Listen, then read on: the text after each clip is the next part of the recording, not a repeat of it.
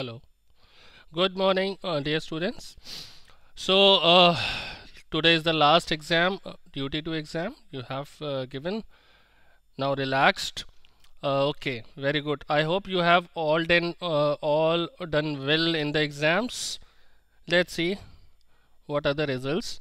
So, today is in your computer class. I'm going to paste only one video, and this is the new chapter, chapter number 8, Microsoft Excel.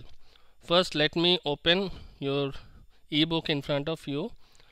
What is Microsoft Excel? Before that, we have done with Microsoft Word, Microsoft PowerPoint.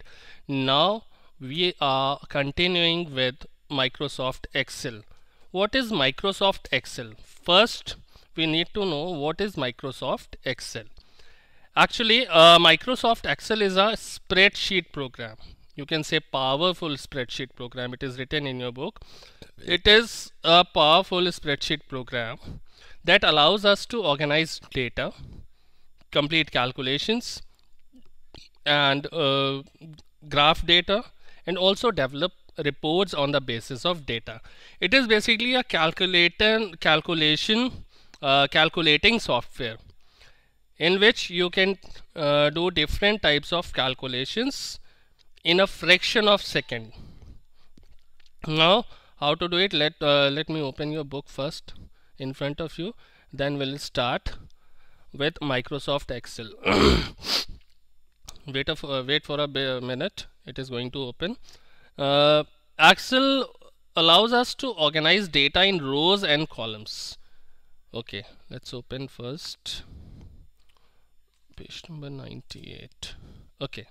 Here it is. Now, Microsoft Excel. What we are going to cover in this chapter, topics covered are Microsoft Excel. Means what is Microsoft Excel? Use of Microsoft Excel. Then features of MS Excel, starting MS Excel, the Excel window, how it looks like, changing the active cell, entering data, changing views, saving a workbook, opening a workbook, closing a workbook, exiting from Excel.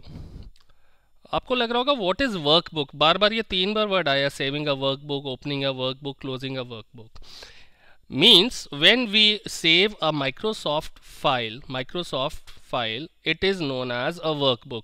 As when we save a presentation in PowerPoint, it is known as a presentation. When we save a file in Word, MS Word, it is known as document. ठीक है. जब हम MS word में कोई file save करते हैं तो उसको बोलते हैं एक डॉक्यूमेंट. जब हम MS पावरपॉइंट में कोई फाइल सेव करते हैं तो उसको बोलते हैं एक प्रेजेंटेशन. जब हम MS एक्सेल में कोई फाइल सेव करते हैं तो उसको बोलते हैं वर्कबुक.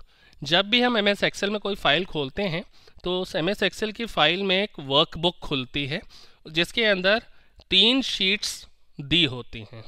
ठीक है. चलिए, वो बात की बात है. जब हम ओपन करना सीखेंगे, दिखाऊंगा मैं आपको ओपन करना, तब बताऊंगा कितनी शीट्स होती हैं, उनको कैसे बढ़ाया घटाया जा सकता है. Here it is written what I have told just now to all of you, that Microsoft Excel is a powerful spreadsheet program that allows you to organize data, complete calculations, graph data, and develop reports. Excel allows us to organize data in rows and columns. When we open Excel, तो Excel हमारे सामने जब खुलता है, मैं एक बार आपको open करके दिखा देता हूँ. जब हम माइक्रोसॉफ्ट एक्सेल को ओपन करते हैं तो माइक्रोसॉफ्ट एक्सेल का जो स्क्रीन आता है वो रोज और कॉलम्स में हमें डिवाइड दिखाई पड़ता है. ठीक है. अब वो रोज और कॉलम्स में कैसा डिवाइड देखा है, जरा एक्सेल को ओपन होने दीजिए, फिर आपको दिखाई पड़ेगा. ये देखिए, आपके सामने है एक्सेल. ये रोज और कॉलम्स में डिवाइड है, और जिस भी कॉलम पे या जिस भी ये जो रोज और कॉलम के इंटरसेक्शन से बनी हुई जगह है जहां ये चारों तरफ ब्लैक बाउंड्री आ रही है, इसको बोलते हैं वन सेल. एक क्या बोलते हैं? It is a cell. जहां भी मैं क्लिक करूंगा वो एक सेल सेलेक्ट होता है. What is cell? It is the intersection of rows and columns. It is a structure formed by the intersection of columns and rows. देखिए, ये कॉलम और ये रो जहाँ पे इंटरसेक्ट करती है वहाँ पे एक सेल बनता है. ठीक है. ये भी हम आगे पढ़ेंगे. देन कुछ चीज़ें जो बेसिक चीज़ें हैं इसकी जान लें बुक में रीडिंग करके. तो here it is written, Excel allows us to organize data in rows and columns. These rows and columns are collectively called worksheet. In rows और columns को हम collectively क्या बोलते हैं? Worksheet. For years, people used manual methods such as those performed with pencil and paper to organize data in rows and columns. The data in an electronic worksheet is organized in the same manner as it is done in a manual worksheet. पुराने समय में जितना भी data arrange करते थे हम tabular form में arrange करते थे, लेकिन it is with the use of pen and pencil and paper. Now if we are talking about electronic worksheet, तो माइक्रोसॉफ्ट की जो वर्कशीट होती है it is termed as a electronic worksheet which we can save. Lost नहीं होगी कहीं, हमेशा save रहेगी. सेम मैनर में ही होती है इसके कैलकुलेशंस, लेकिन ये मैनुअल वर्कशीट से बिल्कुल अलग है. Like MS word software, spreadsheet has basic features. MS word की तरह MS एक्सेल या स्प्रेडशीट में कुछ बेसिक फीचर्स होते हैं जिससे आप अपने वर्कशीट को क्रिएट कर सकते हैं, उसको एडिट कर सकते हैं और उसको फॉर्मेट भी कर सकते हैं. ओके, नाउ मैंने आपको पहले बताया spreadsheet file is called workbook. जब माइक्रोसॉफ्ट में कोई स्प्रेडशीट फाइल को हम सेव करते हैं तो it is known as a workbook. Keywords हैं, इनको ध्यान रखिएगा. आपसे पूछा जाता है what do you mean by a workbook. So a spreadsheet file is called a workbook, और you can also say rows and columns are collectively called worksheet. What is a worksheet? Rows and columns are collectively called worksheet, and a spreadsheet file is called workbook. Okay, now which is like a notebook. Workbook कैसी होती है? Notebook होती है. इसमें कितने individual worksheets हो सकते हैं? इसमें 255 वर्कशीट्स हो सकते हैं. Maximum number of worksheets that a workbook contains is 255. And on each worksheet data is organized vertically in columns and horizontally in rows. देखिए, vertical columns और horizontal rows, ये ध्यान रखिएगा. vertical columns and horizontal rows. ठीक है, फिर देखते हैं आगे बुक में क्या लिखा है.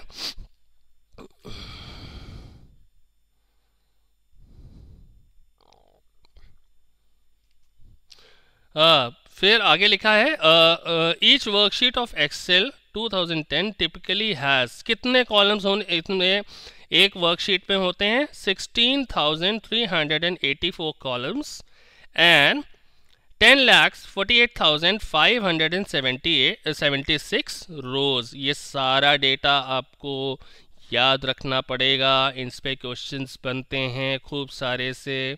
कॉम्पिटिटिव एग्जाम्स में भी, हमारे एग्जाम में तो होंगे ही, कॉम्पिटिटिव एग्जाम्स जो आगे आप चल के देंगे उसमें भी इन सब डेटा से क्वेश्चंस आते हैं. ओके, नाउ अब ये देखिए, ये यहाँ पे लिखा है letter identifies each column and a number identifies each row. ये देखिए यहाँ पे लेटर्स दिए हैं ABCDEFGH. ये आइडेंटिफाई करता है कि ये E कॉलम है, ये F कॉलम है, ये G कॉलम है, ये H कॉलम है, ये J कॉलम है. और रोज़ को आइडेंटिफाई करने के लिए वो नंबर्स होते हैं. ये 4th रो है, ये 15th रो है, ये 16th रो है. इस तरीके से नंबर यहाँ पे रोज़ को हम जैसे 15 नंबर रो सेलेक्ट हुई, जैसे 15 पर क्लिक किया, ये 15 नंबर रो है. अगर मैं कॉलम को सेलेक्ट करूँ ऐसे ही, अगर मैं कॉलम पे क्लिक करूँ तो ये G वाला कॉलम सेलेक्ट हो गया. ओके, अब मैं कहता हूँ कि यहाँ मैंने कुछ डेटा, कुछ नंबर डाल दिया. अब ये 76, ठीक, इसको थोड़ा सा बोल्ड कर देते हैं. ओके, मैं अगर आपसे पूछूं ये जो 76 नंबर है ये एक सेल में है, इस सेल का एड्रेस क्या है? बड़ा अजीब सा क्वेश्चन है, लेकिन मैं बोलता हूं इस सेल का एड्रेस है K कॉलम और कौन सी रो? 11 रो. तो मैं इसको बोलूंगा इस सेल का एड्रेस है K और 11.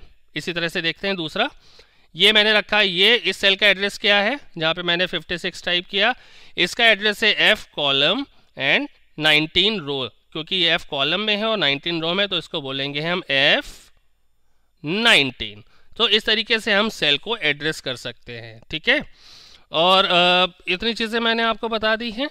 ये अगर आपके घर में कंप्यूटर है तो आप इसको ओपन करके देख सकते हैं. ठीक है, अब मैं देखता हूँ अगर वीडियो ज़्यादा लंबा हो जाएगा तो अपने आप स्टॉप हो जाएगा. एक बस आपको सेल बताना है चलिए ठीक है, मैं नेक्स्ट वीडियो में आपको बताता हूँ व्हाट इज़ अ सेल। मैंने आपको सेल एड्रेस बता दिया है, सेल की डेफिनेशन मैं आपको पहले बता चुका हूँ। Watch this video carefully, and if you have computer in your house, just